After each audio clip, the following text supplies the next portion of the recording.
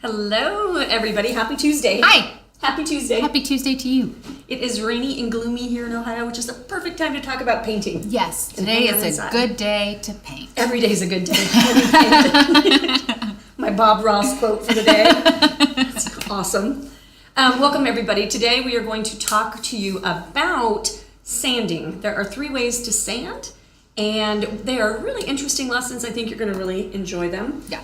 And everybody give Rusty a little heart and a thumbs up because he's looking awfully tired today.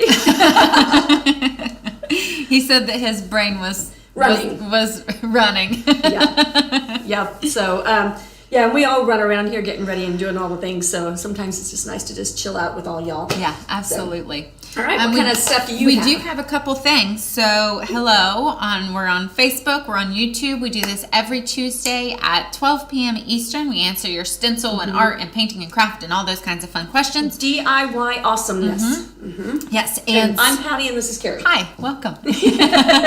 So, we do have a couple things to show you. So if you missed us last week on YouTube, we released our Crackle book. Such a cool video.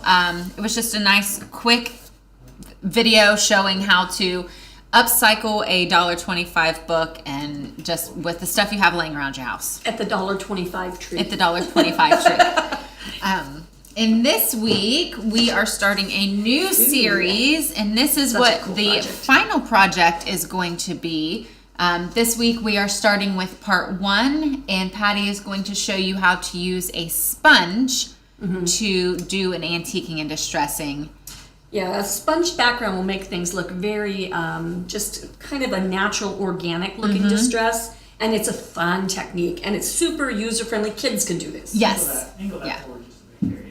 There we go. There it is. Yeah, I have a delay on my computer, so I can't see what it actually looks like. Anyway, and then we broke this up. A lot of you have sounded out that you like videos that are a little bit less long. And so this has got really 3 different lessons in it. The first one is how to do a distressed background. That is a standalone lesson.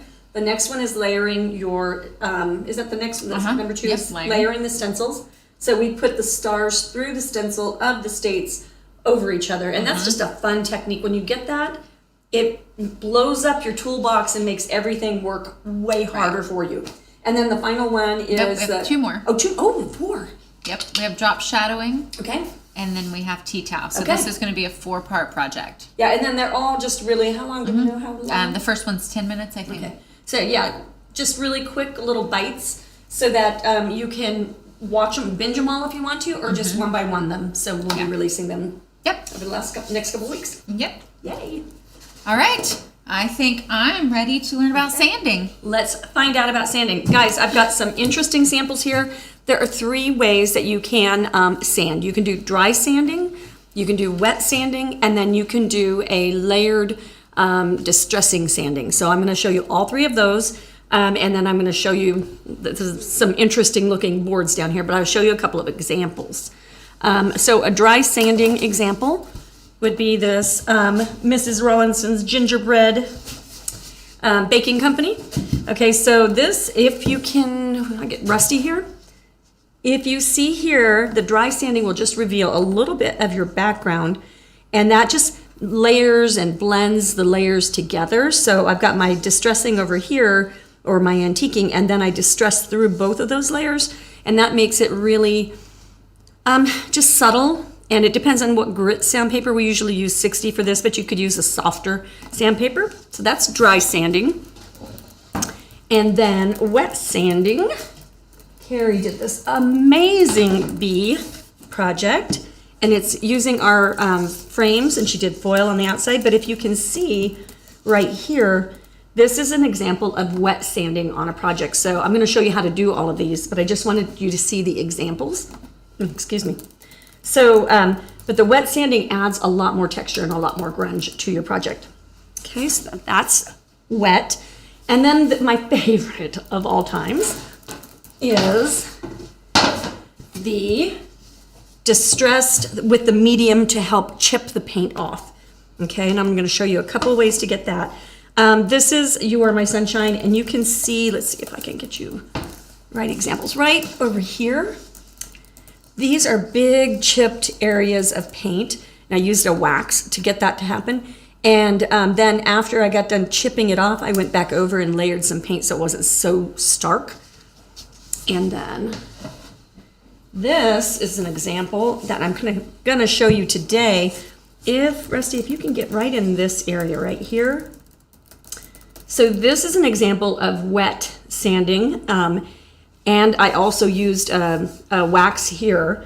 But this area right here, I've layered some colors underneath it. And that gives a really intriguing effect when you are doing your sanding. Okay, and then I've got the blue pumpkin here. Let's see, you can catch a thing of that while I dig this guy out. And then this one is Welcome to Our Fire Pit. This is probably, I think this has moved into #1 on the website. So if you like to have things that have proven their value to people, this stencil is absolutely, like, hands down a hot seller. But this one it's hard to see. I've got crackle, and then I also chipped and used some distress, used some wax, did some wet sanding, did some layering, did all the things. It just gives such a good depth to your backgrounds. So I really love to do that. And then at the very end, I'm going to show you what happens when you sand through stenciled letters, or you put the stenciling on top without sanding through. So I'm going to show you all of that. And this should go pretty quick. And now we've got some pretty wild boards sitting here. What we've got going on is this is wet sanding. This is dry sanding. And then I put these chips of color on here so that you could see what I did behind. Okay, so any kind of color that you want to do. I just have a blue board, and then I've used a gray on top. But you look at how, I don't know, Rusty, if you can catch this guy right here. This is a really cool, almost like coastal beachy striated effect. I think it's glorious looking. I could see that, doing some of that fake planking that we've been talking about, and then putting a beachy kind of thing for, your summertime enjoyment, or poolside and all of that. I love how that turned out. Okay, so we're gonna start here, and we're gonna put the wax resist. There it is. Okay, so I'm using Clapham Sellable Beeswax, and I'm just going to use my pinky finger, and I'm just going to smear here and there. Smear is a technical term. And I'm going to smear on the blue as well. And then I want to kind of get a little reflection so I know, like, if I got it where I want it, and I have a good pattern. How many of you have wet sanded it? Let us know. If you have questions, please shout them out. Okay, so just getting some here and there. That's plenty. So it doesn't take very much. You will want to wipe your applicator off because it will stay on there and be kind of like creamy. But this is food safe, actually. This is a really neat wax because you can use this on top of your painting projects. Trays, serving bowls, salad bowls. It's actually considered a salad bowl wax. So that's a really neat thing to have around, and it's multi-purpose that way. Okay, we are going to use an oval glaze. This is my #1 favorite painter's brush. I use these to trim out the paint in my house. I use them for varnishing. I use them for everything. They are a fabulous brush. And I told Kari I was going to do an ode to palette paper today. We ran out of the old pad that we had, and I was going to pull out some paper plates and just do the thing. Paper plates are really, they're not secure. They float around, they push and they move. The edges are raised, you can't mix. Palette paper is really amazing. If you haven't tried it, I encourage you to give it a try. I really, really, really, really prefer palette paper. Okay, so I've got some gray paint, and we're just gonna get this coated so that it'll dry while I'm doing the other techniques. Elizabeth asks, how quickly does the wax dry? The wax does not dry. I mean, the wax will cure, but the wax will stay slippery, and so you can do this technique anytime after you've put your paint on, because it will not, because it's got that residue of it, then it will not come off. So it's gonna stay greasy almost, waxy. So vocabulary words are right out. My brain is running too, Rusty. Someone asked if they could use the min wax, finishing wax. You could. You can use petroleum jelly too. They all kind of work differently. So you can use any of your waxes, and you can use the soluble wax. You can use the min wax. You can use you can use them all. They just some are harder to work with. This is nice and smooth, and I just like it. Okay, I'm going to set this aside. And then I'm going to show you the dry and the wet sanding on top of here. So when you put any kind of accent color under, in my book, in my opinion, the having some interest behind where you're sanding, sometimes it's nice just to have, like Kari's bee project, having that evenness and having it be simple is a really good look. So that is a lovely, lovely thing to have. However, when we get into something a little bit more colorful, I've got a lot of textures going on here. Having that little sneak of yellow and red in the middle kind of carries my colors around. So that can be kind of a really neat artistic addition. So this is an artistic addition project. Okay, so we'll get our brush. I'm not using a foam brush for this today because I keep using this brush over and over again. I just rinse it out. If your foam brush gets wet, then you kind of have to wash it and let it dry because it's too much water. This, I can just pinch it out and I can use it with multiple colors. And then I don't have to wash 100 foam brushes after I get done with all these colors. Okay, so we're gonna put our colors, my gray right on top of that.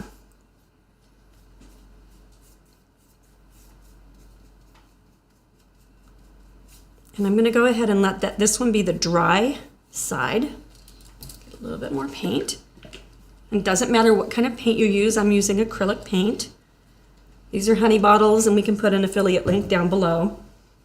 I'm on our website, and if you guys have not signed up for our website, we are doing some fun things. And if you sign up for the newsletter, then you'll be informed about when we have the fun things that we're doing. Okay, so get this coated. Anyway, but on the website, where I was going with that is, we have a blog post with all of our Amazon affiliate links so that you can go find the things that we don't carry. If there's something that you've seen in a video and you're like, ooh, now they're also listed below in all the videos, right? Yes. Yeah, so you have a couple ways to find things out. All right, into the water and into our sander. Your sanding block, I definitely prefer a sanding block for this. These are really heavy weighted little dudes. You can see where my paint is stuck. This will flat out ruin your sandpaper. So know that that is gonna happen when you do wet sanding. You're gonna have to replace them. We have a YouTube video on how to replace this in these sanding blocks. Okay, so right as it says, I'm gonna go ahead and sand. You can wait till it gets a little bit stickier to keep it chunkier. You can wait for it, you can do it right fresh. You can wait till it's like almost completely dry. And every one of those is going to give you a different technique. So I definitely recommend find a practice board and play with it. And actually, let me see if I can divide this in half. I'll do a streak here. We'll let it dry a little bit more and then we'll do another streak. Okay, so that's that really cool technique that I showed you on this. Okay, so that's fresh paint right on the top. Okay, and this is going to dry for a second. What are we doing over here? Not dry. What do we talk about? How's the weather where you're at? I can give away something. Yay! I like it. Let me send I'll drink some wine. link. All right, so I do have some giveaways. Let's see. On Facebook, we are going to give this Thankful and Blessed stencil. It's a super cute one for fall. Be really cute on a round. Oh, it would. Yeah, and that is also one of our very best sellers for like 4 years. Yeah. Like it has not tired out yet. And that is going to go to Teresa Miner. Congratulations, Teresa. And then I have a Always Kiss Me Goodnight. I love it. And that one is going to go on Facebook to Colleen Toper. I hope I said your name wrong. I mean, right. Not wrong. Wrong. Right. Oh my goodness. I said it right, I hope. And then I have one more. And we're going to do a candy cane stencil. And it is Those are the handiest things, guys. They're so good. Like if you've ever tried to paint a candy cane stripe by hand, train wreck Yeah. every time. Every time. So And then they're this one's fabulous. going to go to Elizabeth Allard. Nice. And then I have some more to give away to our YouTube folks. Be sure you ask your questions. So Yeah. give you some stencils. Make sure, guys, that you go to our YouTube channel and subscribe and hit the button, the bell. Then you'll get notifications Yeah. that will say, like, hey, they just uploaded a new video or whatever, and then you won't miss out. Okay, so I think this is going to be dry enough. I'm going to give it a little shot with the blow dryer, trying to keep out of my other side.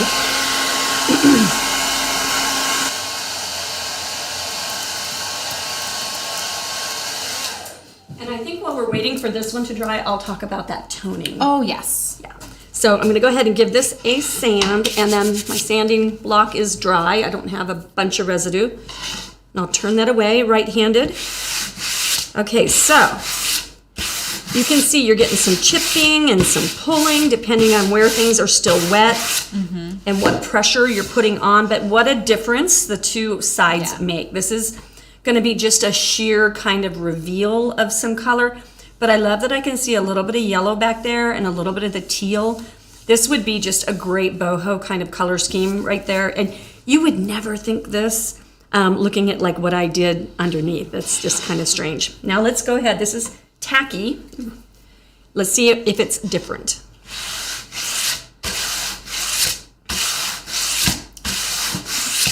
Okay, so see what a difference a little drying time makes.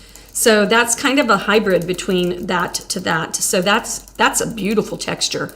I love the look of that. So watching your drying time, and I was messing around on the back of this board. If you can see here, this is like just a sample board. It's nice to have a couple of these around. We did a technique that's coming up soon and we were just testing our colors, but I was using rubbing alcohol and then playing with the drying times and some of that, and that was a really neat technique that we'll be sharing in the future. Oh. So let's do some toning because that's still kind of dry. And you can see this is practice board for our letter tool. We'll just go on the back of that. Let's talk about the color pink for a second. The color pink, in just all the colors really, you could treat any of these the same, however you wanted to go, but each color is going to be a little bit different. Pink can be a very blown out color, and we were talking about toning things. If any of you have experience with like dyeing your hair and putting highlights and then they turn brassy because of the water or whatever, and then you use that purple shampoo over the top and it turns it back to a more natural or the color you thought it should be. That is an example of toning. With the color pink, too much of the pink will make color blow out. Like the only thing you'll be able to see is the color pink. So let's show you an example of what some toning would be. Hey, can you look on, it's gonna be green, never mind. So look up color wheels when you're on Google, and you can see that your red, pink is a red color. Your pink is gonna be, if you want to tone, a lot of times you can reach across your color wheel directly across and you get its complementary color. And red and green are complementary, and that's why at Christmas time they look so pretty because the one completely complements the other. So when you see that, that is an example of a complement color. So a couple ways you can tone. You can take your color and you could mix it with a gray. Actually, I don't know that I'm going to paint with this, so let me get that down here. You guys got that okay? Yep. Okay. So I can take some gray and just kind of neutralize. Toning also could mean neutralizing, neutralizing an effect. And then the more you neutralize, let's take some of that out, pick some of that up. The more you neutralize, then the more effect you'll have on the color. And then you can also do like a compound thing. Like I could make this a neutral pinky gray, and then I could tone it or neutralize it with like white. So I could take it and make it lighter version of itself. So let's do that real quick. White paint would also be an example of toning. So adding a little bit of white to something. We'll go here, and then I'll do it over here as well. So pick up the white and you can see that now that's made that a lighter version of that color, which is a toned version of that color. And what I love about this, I think when I was using DecoArt exclusively back, I think 5 years ago, I had 365 colors in my paint drawer. That's a lot, right? And right now in our paint drawer, we have 84 colors that we have chosen. My drawer sounds like it's protesting. 84 colors. So what do you do when you don't have every color under the rainbow? You have to learn how to manipulate it, right? And paint is a perfect medium to manipulate, and so great to learn to play with your colors. And then you can also take things like I did here, and you can, you know, put a little bit of your red in your backgrounds and then carry your black around. La la la la la. All of those are examples of, you know, like walking with your color, and that's what we're doing here. Okay, so we're gonna go into our pink and then pick up a little bit of our green. And you'll end up with a toned version of your pink. Okay, but it's a completely different, it's almost leaning into a brown color, but it's a really delicious looking, that would be so pretty as like a floral shadow color or something like that. Now I can take my white, I can go over here, I can pick up that color, and I can lighten it. Okay, so look at how pretty, that's like a flesh tone color, that's beautiful. Okay, so that is an example of toning colors. You can go on and on and on and on. Instead of a white color, you could use a cream color, but now you're mixing, this is actually like a yellow color. So it's got a little bit of yellow in it. So you gotta be careful sometimes knowing, like look at it and assess and see if you can figure out its family. Anyway, I hope that helps if you're trying to mix some colors and make personalized paint choices. Okay, on to, you have any questions for me? I don't have any questions, but I do have a couple more giveaways. Okay. So these are for YouTube, and on YouTube we can't message you. So if you're on YouTube and you win, I will put an email address in the comments, and you can send an email to us with your address. So the first one is going to be to Jarita Pixley, and she's also going to get the Thankful and Blessed stencil. I think Jarita has won before. I think so too. It's funny how we start to see Recognize these the names, names, and yeah. yes. And then Jana Schuring is going to get the Always Kiss Me Love. Goodnight.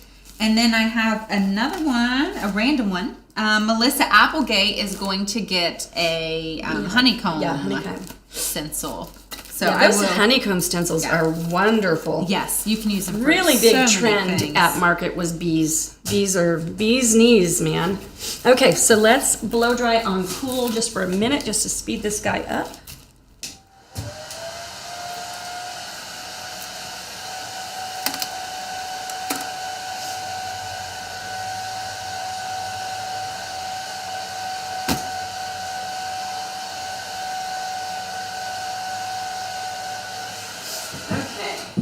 And never ever underestimate the wonderfulness of a blow dryer at your painting table. We've added a little hook over on the side of my table, and that makes it so lovely to have it just always in the same place where I can grab it and go. Okay, so we're gonna take our sanding block and we're gonna sand right here. This is probably gonna come off in pretty big chunks. And if it does, then I'll show you how to do the feather brushing, dry brushing on top of it to bring it back into the family of things. I love this. Okay, look at that already. So this is so cool. Like my first try at this, I felt like a mad scientist, right? I wanted something that would emulate chipped paint, like distressed 100-year-old sitting in the weather chipped paint. And you can't do that very well by hand. It just doesn't paint authentically. Yeah. This does that, and it's so cool. Yeah. And I think this is one of my favorite techniques. I love it. Okay, so that's all revealed. Now what I would do is let it completely dry before I start layering. Let it completely dry and then use a degreaser. Spray it on top, wipe it off, and then your paint is going to be degreased and so that you can continue painting.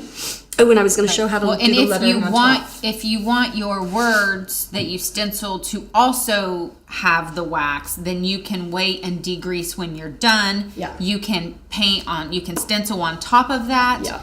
And then you can do the sanding at the very end, and then it'll also have it through your stencil as well. Yeah, so let's show a little example of that. Let's go into the blue. Amelia asked, is there a difference between blow drying on cool versus hot? So when you're using your... Yeah, I did cool right there because that wax is going to be meltable. So I just did that. But the cool will keep it wetter longer. So it depends on the effect you're looking for. I use full-blown hot and high as much as possible for me. Okay, so I'm going to just stencil on top of where that texture is. And actually, I'm going to stipple to get it covered faster. I prefer the swirl, but stippling does make a darker color faster. Linda asked, is it always rule to use gray to tone? You can use gray to tone all the time if you want to. It depends on what you're trying to accomplish. So like if you're looking for something in the gray family, use that. If you're looking for something lighter, use that. If you want something darker, use a darker color. You could use a brown or a black, or if you're using a lighter blue, like this color, you could use like this color to tone it. So it just depends. You can stay in your color families, and then you can reach to your neutrals. I think that's probably a really good rule. Color family, neutrals, and then after that you go to the color wheel and it becomes complicated. Yeah. Color theory is a science that has not been defined yet. They really literally have theories. Nobody has facts, which means that there are no rules. Yeah. So it means you get to make up your rules. I like Yay. rules. I know. I studied color theory, trying to pass a certification for 2 years, and I built up a whole notebook of stuff and did all of these exercises, and I still don't know. So it's a tricky subject. Okay, you take that off and then dry it real quick, and then we're going to sand through the rep letters.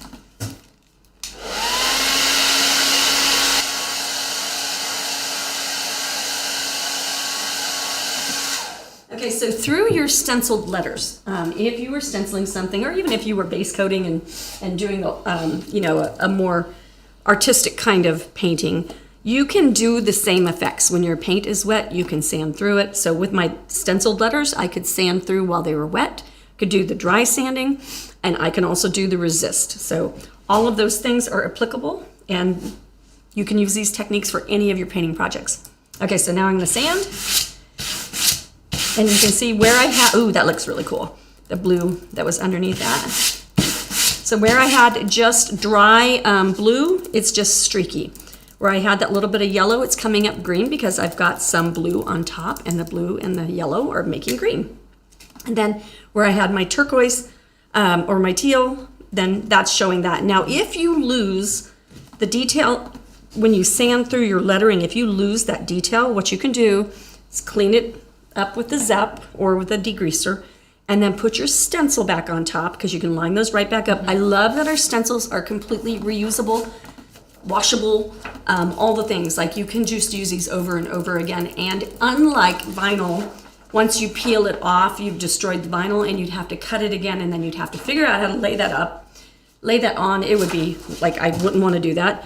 But so they are very reusable. Anyway, but you could lay that back on top, and then just give it a little tickle of color to cover it up and make the letter more identifiable but still chippy looking, if that makes sense. Yeah, so I think that, and then we were going to show how to, maybe I don't want that quite so blotchy looking.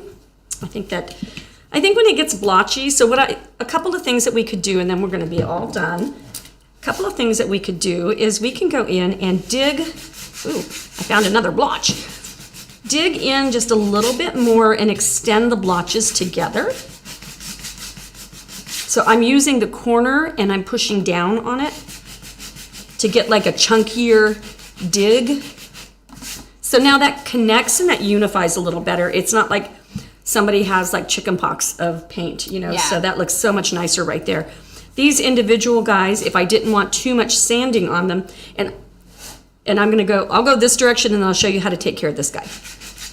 I can go through and just connect all of these a little bit more to make them like a cool background. Huh? Your muscles are going to be so big after this episode. Okay, so now that unified a lot. Now this is a standalone dude. So we're going to go with our dry dome brush, or polyfoam brush. Polyfoam and dome. Okay, we're just going to pick it up on the tip, blot it off just once, and then with feather light tickle, just a little flick, flick, flick. Then we're going to go right over the top of this and give it some makeup. This is like a powder makeup. It's just really light. And now that unifies everybody together, something is happening back there, but it's not obvious. Okay, so now let's take this guy and knock him down a ton. Carol asked, could you spray water on the paint to smooth it out more? I think that when you're going to use the wax, you are not going to have a super smooth background because you're going to have... It's going to be chunky and chippy looking. Because you're going to layer the paint on really thick to be able to get that background. So I think that if you're wanting a smooth background, you'll probably want to avoid this. You know what we need to make? We need to make a chipped paint stencil. Okay. I like it. Writing it down. We're going to get some chipped paint. We're going to make a stencil for that. I think that would be fabulous. Okay, so now let's smooth this guy out. And so what I'm doing is I'm just flicking over the top. And another really good art word to use is contrast. Okay, so black and white are the two extremes of contrast. So that's as dark as you can go is the black, and the lightest you can go is the white. And then everything in between is less contrast. So that's the most contrast, in that every step you take towards white, it's going to be less and less contrast. So what I'm doing by taking that base color and feathering over the top is I am decreasing the contrast. And that means that it's not going to show so much. Okay, so when you get a really like flamboyant personality, they have high contrast, especially if they're in the middle of, like, say, the library. Then there you have the extreme of contrast, you know? And then at the same time, if you're in the middle of like a theater performance and you have the little mouse person that doesn't want to speak very loud, then you have the littlest amount of contrast. Okay, so then I can decide how much of that I want to take back. And I could even kind of base right over it and then go back in and reveal. So you can even do layers and stuff like that. So I think that's neat techniques. I hope that you guys have found that valuable. Yep, I have one more thing before we jump off. Becky James asked if they are allowed to sell the products that they make with our stencils. Absolutely, absolutely. You can sell your stencils even if you want to. You can't remake the stencils and then sell copies of the stencils. Yeah. But yeah, you can absolutely sell products with our stencils. We have and that's why we do that. Yeah, we have a lot of people. We have actually businesses that do the paint parties and they do the workshops and things like that. So that's what the stencils are for. So yes, you guys, I'll see you on Tuesday next week. Bye.